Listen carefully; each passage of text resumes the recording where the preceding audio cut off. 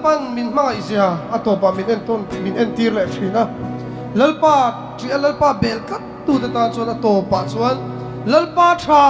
ti kan fian non le thina ni hallelujah lalpa chu fakin om ro se lung na le lung ngai na te kan nung min chim lai le boy na le mang an na te lo theng chi ma se la heng hian min shil non chi kun har sa po min om pui min chel ren chi min tha tham phal lo lalpan en kim hian min mang ai chia min shil non chi hun har sa po to chin ma ila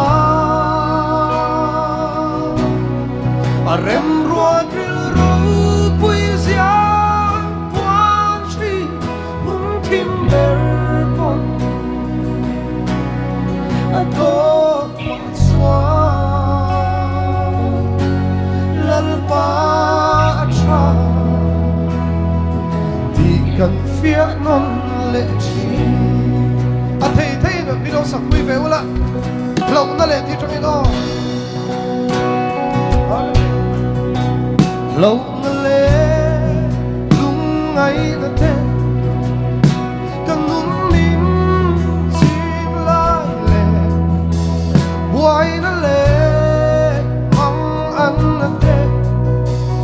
lo theng chin ma se la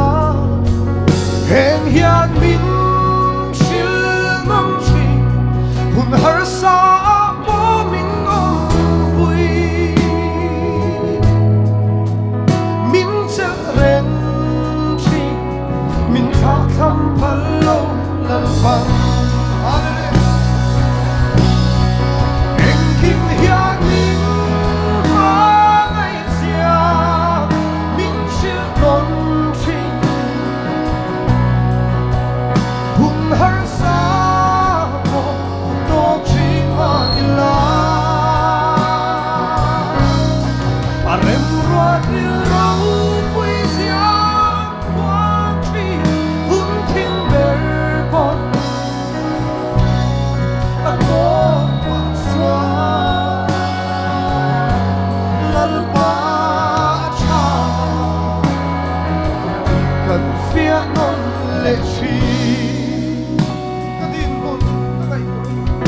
kadin hun ka ngai tua in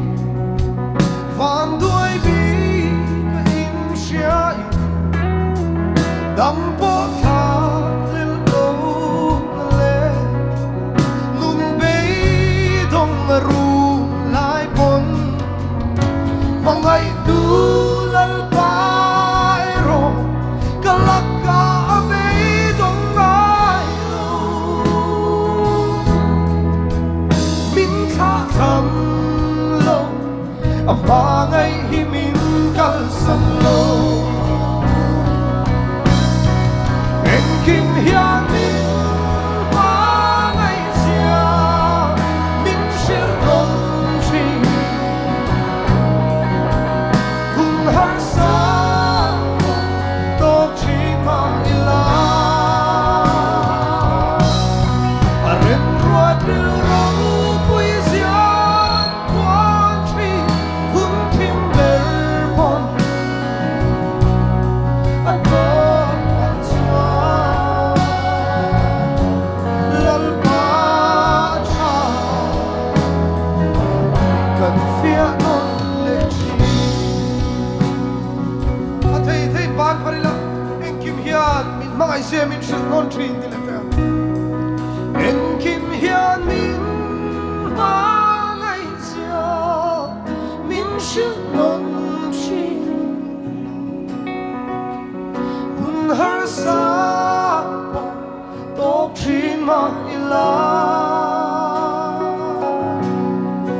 rem ruột ril râu quy giang quang chi